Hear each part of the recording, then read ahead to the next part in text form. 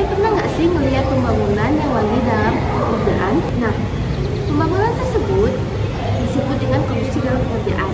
Kali ini kita akan membahas mengenai PSAP nomor 8 mengenai akuntansi konstruksi dalam pengerjaan. Yuk, check it out! Nah, apa aja sih yang akan kita bahas di PSAP nomor 8 akuntansi konstruksi dalam pengerjaan?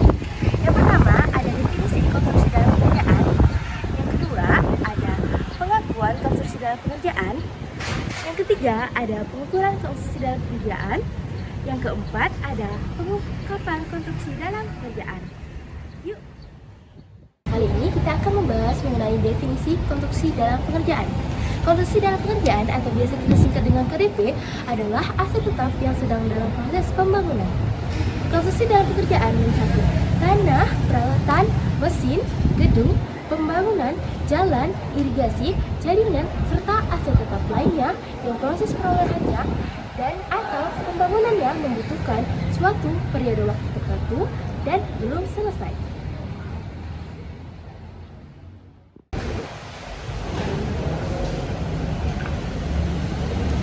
Pemahaman yang mendalam terhadap istilah-istilah seperti aset tetap, konstruksi, kontrak konstruksi, kontraktor, uang muka kerja, klaim, pemberi kerja, retensisi, dan termin atau biasa kita sebut progress billing akan sangat membantu dalam menyusun laporan keuangan, menganalisis kinerja proyek, serta mengelola risiko yang terkait dengan kegiatan konstruksi. Selanjutnya yaitu pengakuan konstruksi dalam pekerjaan.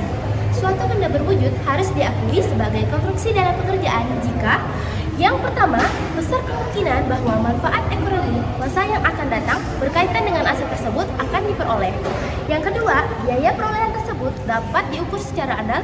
Dan yang terakhir, yaitu aset tersebut masih dalam proses pengerjaan. Selanjutnya kita akan membahas mengenai pengukuran konstruksi dalam pekerjaan. KDP dicatat dengan biaya perolehan. Pengukuran biaya perolehan diukur menggunakan dua metode, yaitu yang pertama, pengukuran konstruksi secara swakelola. Nah, pengukuran konstruksi secara swakelola yaitu dengan menghitung seluruh biaya langsung dan tidak langsung yang dikeluarkan sampai KDP tersebut siap untuk digunakan, meliputi biaya bahan baku upah, tenaga kerja, sewa peralatan, serta biaya lain-lainnya yang diperuntukkan untuk keperluan pembangunan. Yang kedua yaitu pengukuran konstruksi secara kontrak konstruksi. Apabila konstruksi dikerjakan oleh kontraktor melalui suatu kontrak konstruksi, maka komponen nilai perolehan KDP tersebut didasarkan pada PSAP 08 paragraf 21. Pembayaran kontrak konstruksi pada umumnya dilakukan secara bertahap atau biasa kita sebut termin, berdasarkan tingkat penyelesaian yang ditetapkan dalam kontrak konstruksi. Setiap pembayaran yang dilakukan dicatat sebagai penambah nilai KDP. Perolehan melalui kontrak konstruksi pada umumnya memerlukan suatu periode waktu tertentu. Periode waktu perolehan tersebut bisa kurang atau lebih dari satu periode akuntansi. Yang terakhir, kita akan membahas penyajian dan pengungkapan konstruksi dalam pekerjaan. KDP disajikan sebagai bagian dari aset tetap sebesar biaya perolehan atau nilai wajar pada saat perolehan dalam neraca pemerintah daerah. Selain itu, dalam CARK diungkapkan pula informasi mengenai rincian kontrak konstruksi, versi, tingkat penyelesaian, dan jangka waktu penyelesaiannya. Dari materi yang telah dibahas sebelumnya, kesimpulannya yaitu dengan adanya PSAP nomor 8, akuntansi konstruksi dalam pekerjaan, diharapkan laporan keuangan pemerintah dapat menyajikan informasi yang lebih relevan, andal, dan transparan terkait proyek-proyek konstruksi yang sedang berlangsung. Halo semua, bertemu lagi dengan saya.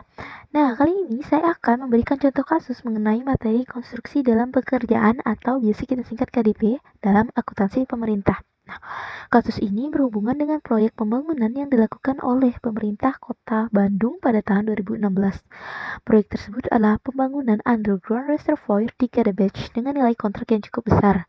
Nah, mari kita lihat bagaimana proyek ini dikelola dari sisi akuntansi, khususnya terkait dengan pembayaran, keterlambatan, dan pencatatan keuangan. Nah, proyek ini dimulai dengan nilai kontrak sebesar 21,96 miliar dengan waktu pelaksanaan selama 60 hari. Namun, dalam pelaksanaannya, proyek ini mengalami beberapa masalah. Salah satunya adalah adanya penambahan pekerjaan yang menyebabkan nilai kontrak meningkat menjadi 20,35 miliar. Selain itu, proyek ini juga mengalami keterlambatan yang mengakibatkan hanya 65% pekerjaan yang selesai tepat waktu. Sekarang, mari kita lihat ketentuan pembayaran yang berlaku pada proyek ini, termasuk juga bagaimana keterlambatan ditangani. Bisa dilihat di tabel tersebut. Oke. Dari tabel tersebut, kita bisa melihat bagaimana pembayaran dilakukan dalam beberapa tahap, mulai dari uang muka hingga pembayaran penuh. Namun, karena proyek ini terlambat, ada ketentuan mengenai denda atas keterlambatan. Jika proyek terlambat, penyedia jasa akan dikenakan denda sebesar 1/1000 dari nilai pekerjaan per hari keterlambatan. Ini berarti jika proyek tidak selesai tepat waktu, denda akan dihitung setiap harinya berdasarkan nilai pekerjaan yang belum selesai. Nah, selanjutnya mari kita lihat bagaimana pencatatan akuntansi dilakukan dalam proyek ini, terutama terkait dengan belanja modal dan pengakuan aset tetap. Yang pertama ada tahap pembayaran awal atau biasa kita sebut termin 1. Pada tanggal 10 November 2016, pemerintah melakukan pembayaran tahap pertama sebesar 10,17 miliar. Pembayaran ini digunakan untuk memulai proyek dan dicatat sebagai belanja modal, yaitu anggaran yang digunakan untuk pembangunan. Karena proyek ini belum selesai, uang yang dicatat sebagai konstruksi dalam pekerjaan, yang artinya biaya tersebut belum dianggap sebagai aset tetap, tetapi masih dalam proses pembangunan. Analoginya, bayangkan kita sedang merenovasi rumah. Uang yang kita bayar untuk bahan bangunan dan jasa tukang, kita catat dulu sebagai barang dalam proses sampai rumahnya selesai. Lanjut ke tahap kedua, yaitu tahap penyelesaian fisik atau kita sebut termin kedua, yaitu pada 16 Februari 2017, proyek fisik selesai 100%. Pemerintah kemudian membayar tahap kedua untuk menyelesaikan pembayaran proyek. Sama seperti tahap pertama, uang yang dibayar dicatat sebagai belanja modal dan dimasukkan lagi ke dalam kategori KDP. Namun, ada yang sedikit berbeda di sini nih, yaitu 5% dari total pembayaran ditahan sebagai retensi. Buat yang belum tahu atau lupa apa itu retensi, adalah dana yang ditahan untuk memastikan pekerjaan selesai dengan kualitas yang baik sebelum dibayar penuh. Seperti ketika kita renovasi rumah, kita mungkin menahan sebagian pembayaran untuk memastikan hasilnya rapi dan sesuai dengan yang kita harapkan sebelum membayar sepenuhnya. Nah, lanjut pelunasan retensi pada 18 Agustus 2017. Setelah proyek selesai dan kualitas pekerjaannya sudah dicek, pemerintah membayar 5% yang sebelumnya ditahan sebagai retensi. Di sini, biaya pembangunan yang awalnya tercatat sebagai KDP dipindahkan menjadi aset tetap. Artinya, proyek ini kini resmi menjadi milik pemerintah dan tercatat dalam laporan keuangan sebagai aset daerah. Bayangkan, rumah yang sudah direnovasi selesai. Kita bayar sisa uang ke kontraktor dan rumah itu benar-benar menjadi milik kita. Jadi, dalam proyek ini, kita bisa melihat bagaimana pemerintah mengelola anggaran dengan sistematis. Semua pengeluaran dicatat sebagai tahapan pekerjaan, mulai dari pembayaran awal hingga pembayaran penuh setelah pekerjaan selesai. Selama proyek berjalan, biaya dicatat sebagai KDP, dan setelah selesai dipindahkan menjadi aset tetap. Nah, highlight dari apa yang telah sampaikan sebelumnya, yaitu semua pengeluaran untuk proyek dicatat dengan rapi sebagai belanja modal, seperti yang terlihat di jurnal yang ada di sini. Nah, selama pembangunan, biaya tersebut diakui sebagai KDP dan setelah selesai menjadi aset tetap. Kemudian retensi digunakan untuk memastikan kualitas pekerjaan sebelum pembayaran penuh dilakukan. Proses ini memastikan transparansi dan akuntabilitas penggunaan anggaran pemerintah sesuai dengan aturan yang berlaku. Inilah cara pemerintah memastikan bahwa anggaran proyek digunakan dengan efisien dan sesuai dengan standar akuntansi yang berlaku. Terima kasih atas perhatian teman-teman. Dan semoga penjelasan ini memberikan gambaran yang lebih jelas mengenai materi proyek konstruksi dalam pekerjaan dikelola dari sisi akuntansi. Okay, see you. Thank you.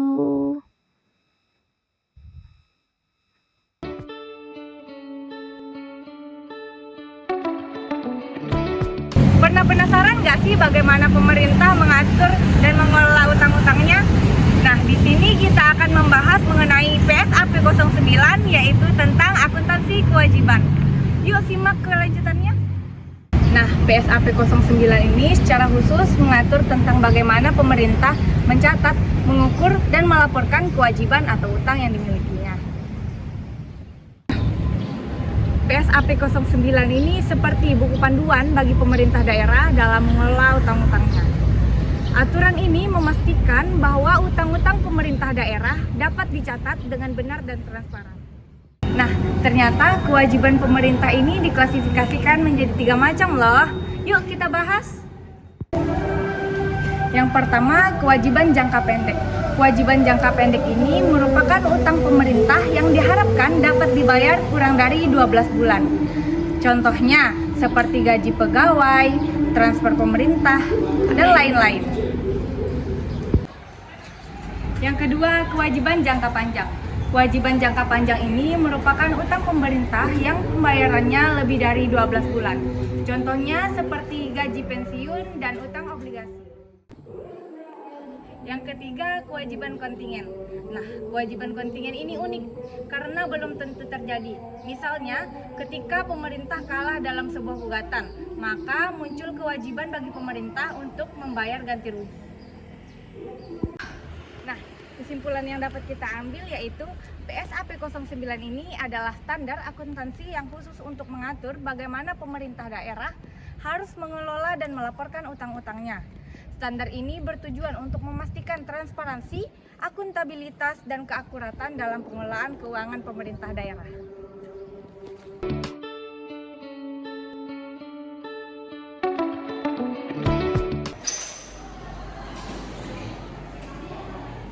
Pernahkah kalian berpikir bagaimana sebuah laporan keuangan mencerminkan kejujuran, konsistensi, dan kehandalan suatu entitas? Nah, inilah mengapa konsep seperti kebijakan akuntansi, koreksi kesalahan, perubahan kebijakan akuntansi, dan peristiwa luar biasa sangat penting. Yuk, kita eksplorasi lebih dalam. Nah, yang pertama, apa itu kebijakan?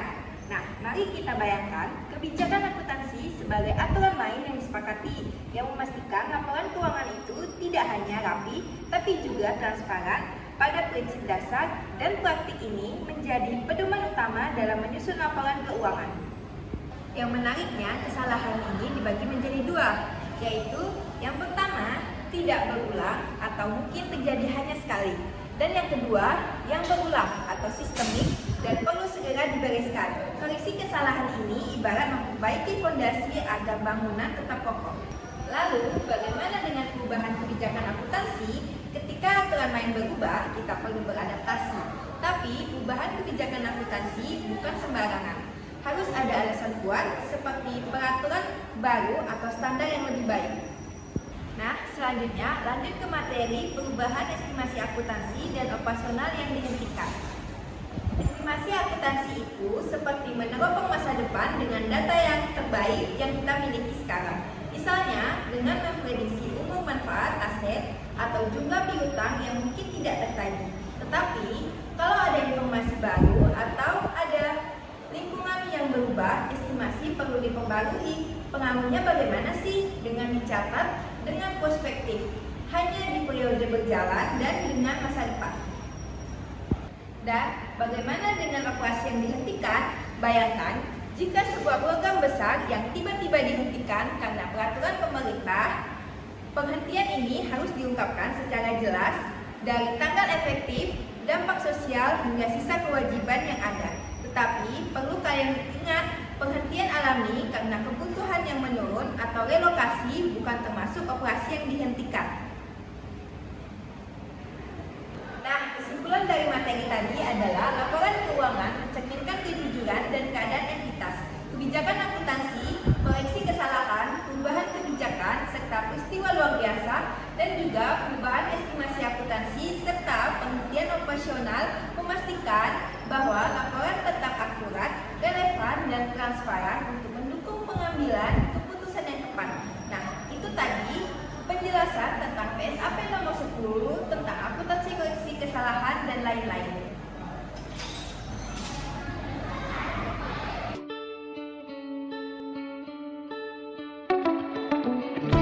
Nah, sekarang yaitu PSAP 11 Akuntansi Konsolidasi. Apa sih PSAP 11 Akuntansi Konsolidasi ini?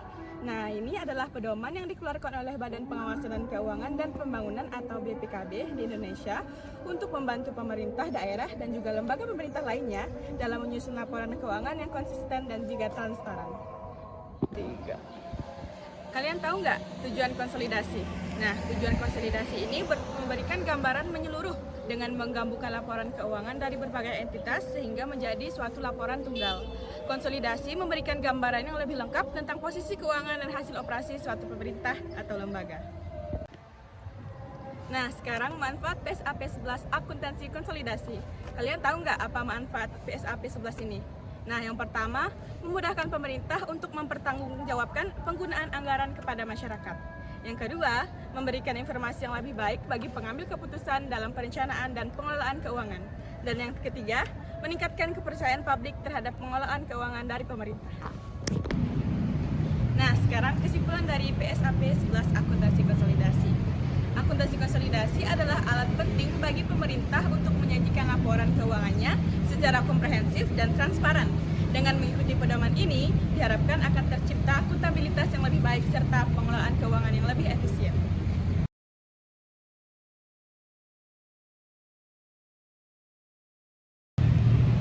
Pada penasaran nggak sih materi selanjutnya? Kali ini saya akan membahas PSAP nomor 12 mengenai laporan operasional. Apa sih laporan operasional pemerintah itu? Nah, laporan operasional adalah laporan yang menjadi kunci untuk memahami bagaimana pemerintah mengelola pendapatan dan beban dalam menjalankan tugas-tugasnya. Kali ini saya akan menjelaskan lebih lanjut mengenai laporan operasional. Laporan operasional adalah dokumen keuangan yang mencatat pendapatan, beban, surplus, atau defisit yang terjadi selama suatu periode. Dengan laporan ini, kita bisa melihat kinerja keuangan pemerintah dalam memberikan pelayanan kepada masyarakat. Laporan operasional memiliki dua tujuan utama. Yang pertama ada memenuhi akuntabilitas dalam penyelenggaraan pemerintah. Yang kedua, memberikan informasi tentang keuangan operasional pemerintah, termasuk pendapatan, beban, dan laporan ini adalah bentuk tanggung jawab pemerintah kepada masyarakat. Selanjutnya, kita akan membahas periode dan struktur pelaporan. Laporan operasional disajikan minimal sekali dalam setahun. Jika ada perubahan dalam periode pelaporan, entitas harus menjelaskan alasannya.